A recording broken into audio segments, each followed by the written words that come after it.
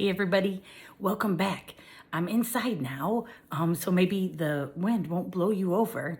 And I just made some cookies, so I'm waiting for them to cool. So let's get into chapter 3. So we know that they went to the library and they worked on finding out what can float and what sinks.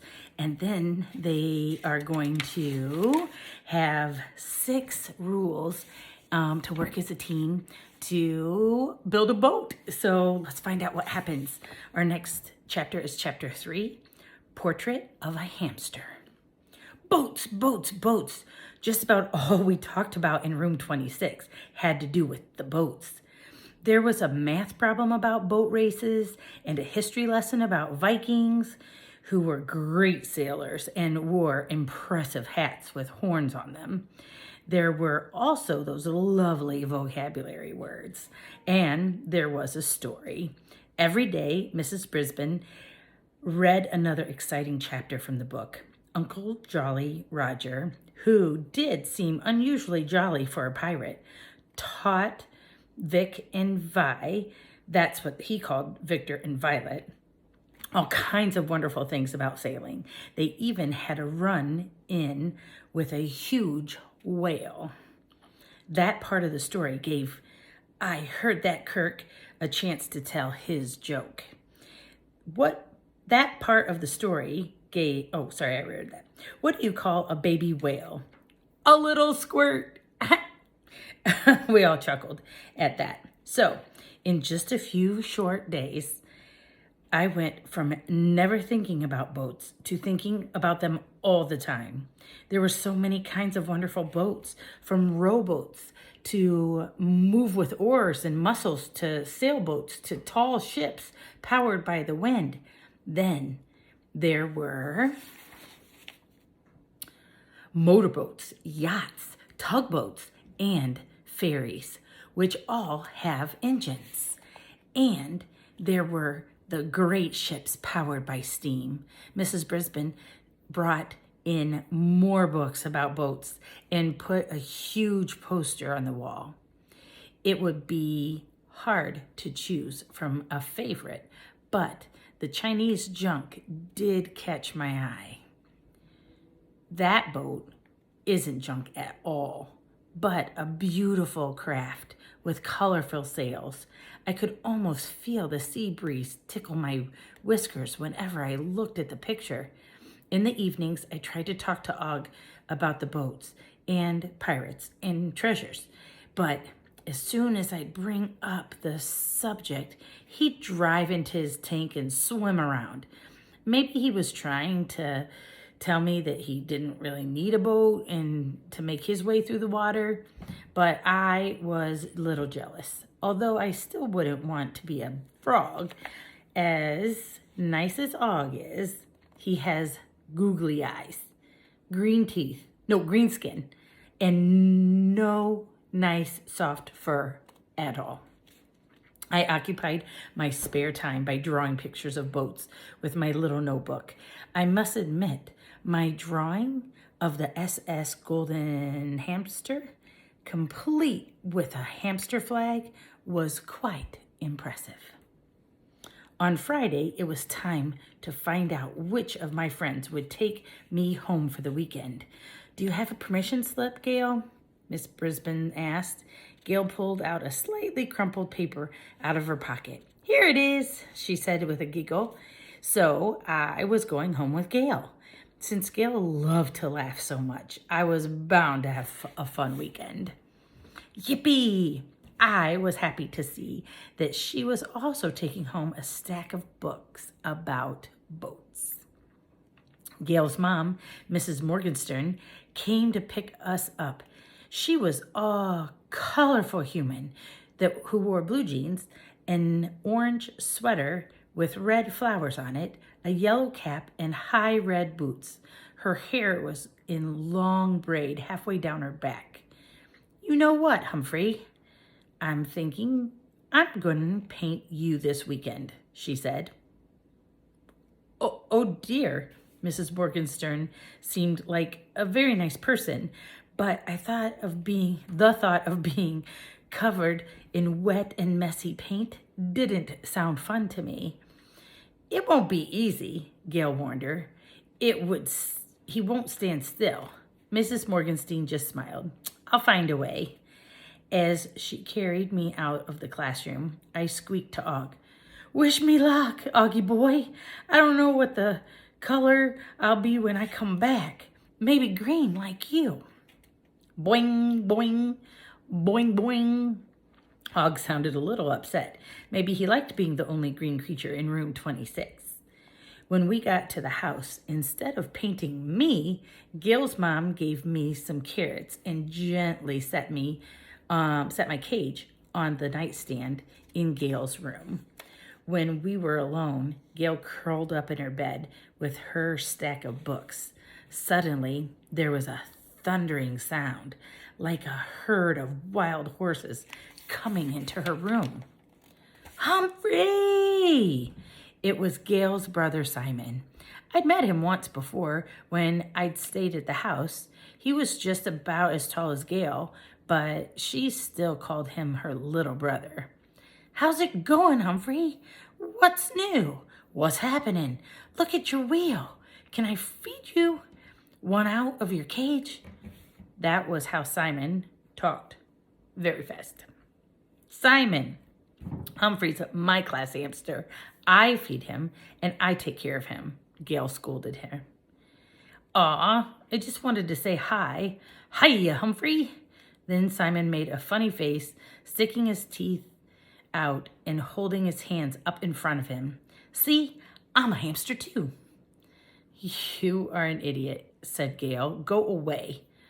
Okay, said Simon, but I'll be back. As he hurried out of the room, Gail called out in a big high sigh.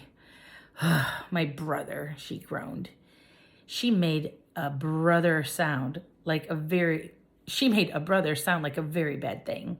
And yet, to a hamster who lives alone in a cage with a frog as a neighbor who doesn't even squeak, having a brother seemed like a very nice thing. I decided to cheer Gail up with a new trick.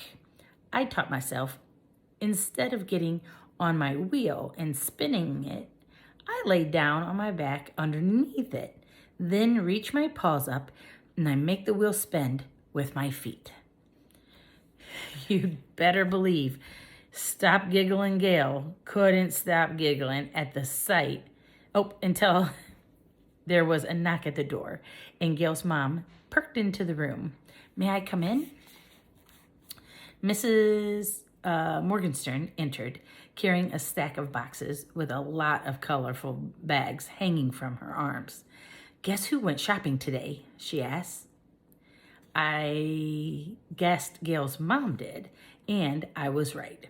She dumped the boxes and bags on Gail's bed. Wait till you see, she said, excitedly opening up the boxes. I got you the cutest outfits. Look at this darling skirt. She held up a skirt with blue, pink, yellow, and green stripes on it. It'll look great on you. Gail wrinkled her nose. But, Mom, I like pants for school. I mean, at recess. Well, these tights go underneath. Mrs. Morgenstern held up a bright pink pair.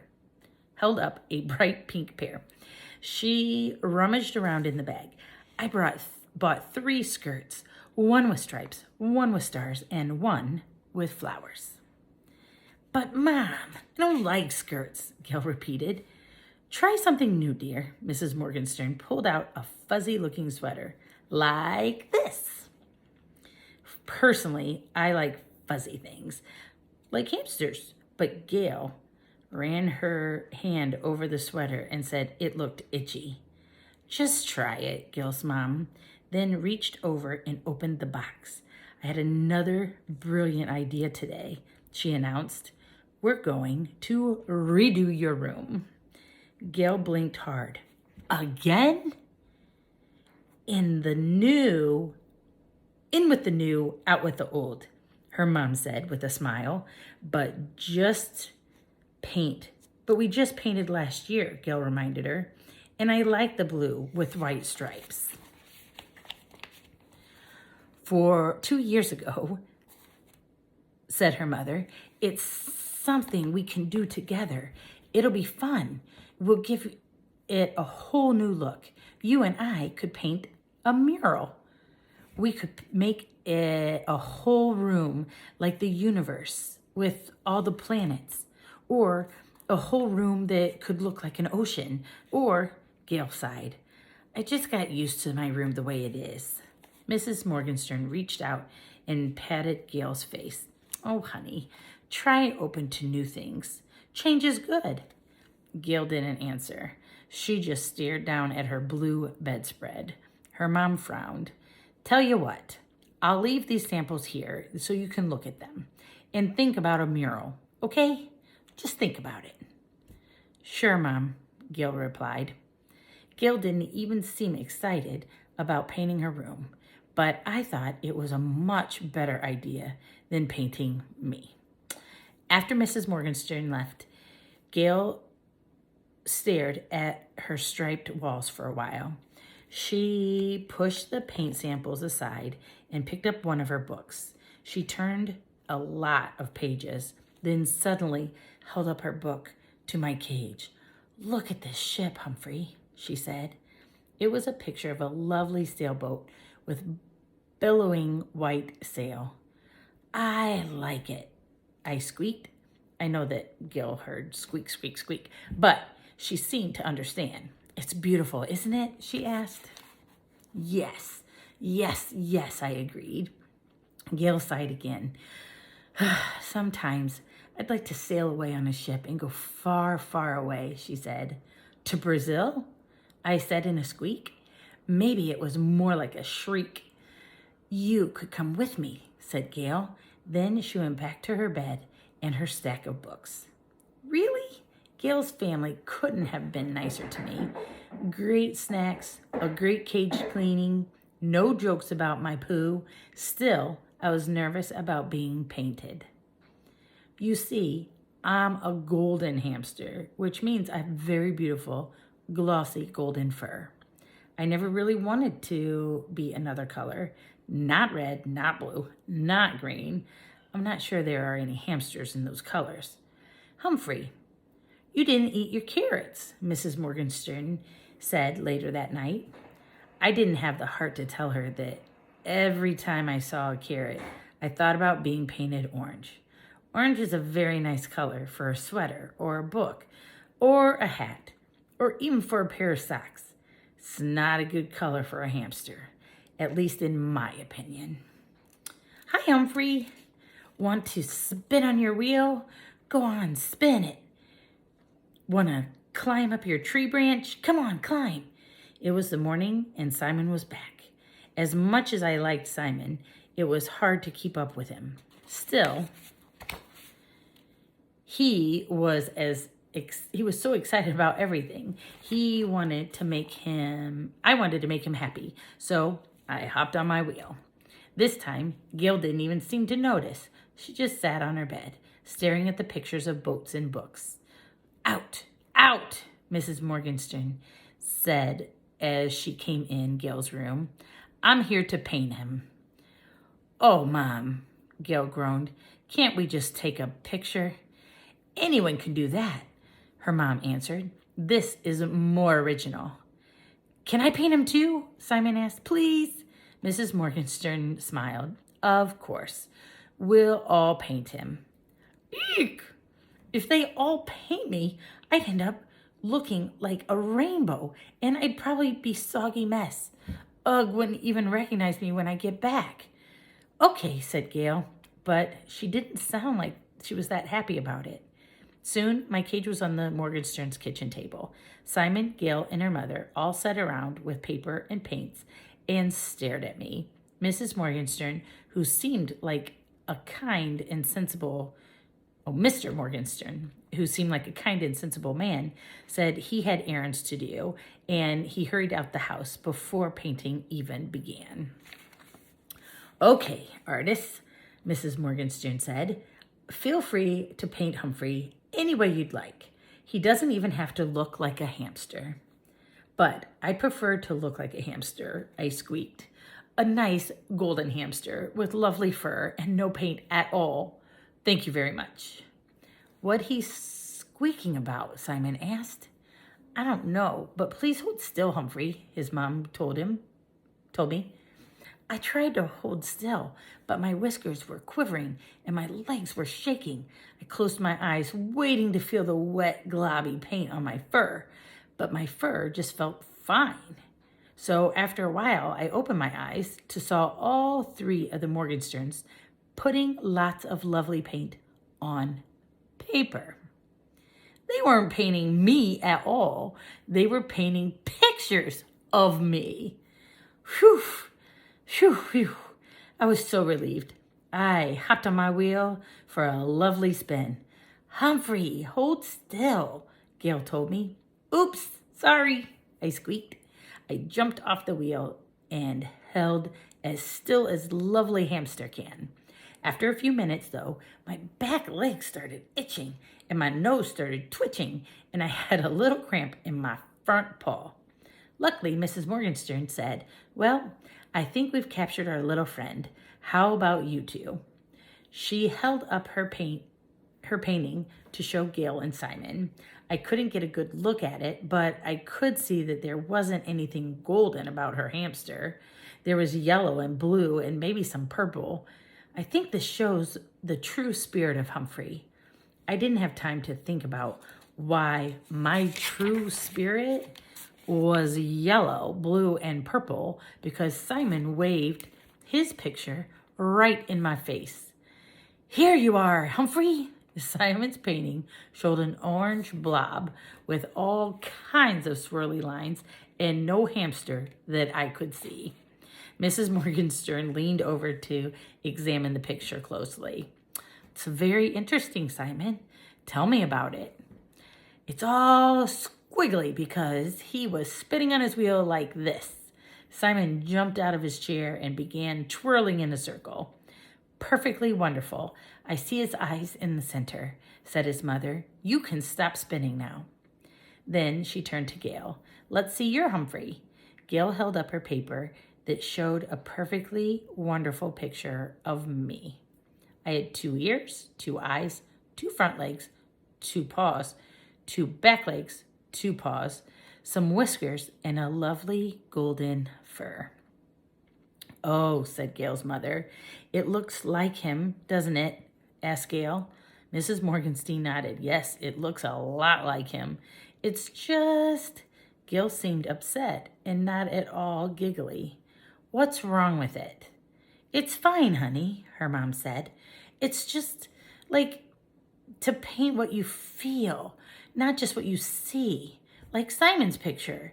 You can feel Humphrey's energy, can't you? Actually, Simon's picture made me feel a little queasy, while Gail's picture made me feel very handsome. Mrs. Morgenstein patted Gail's hand. It's a very good picture, Gail.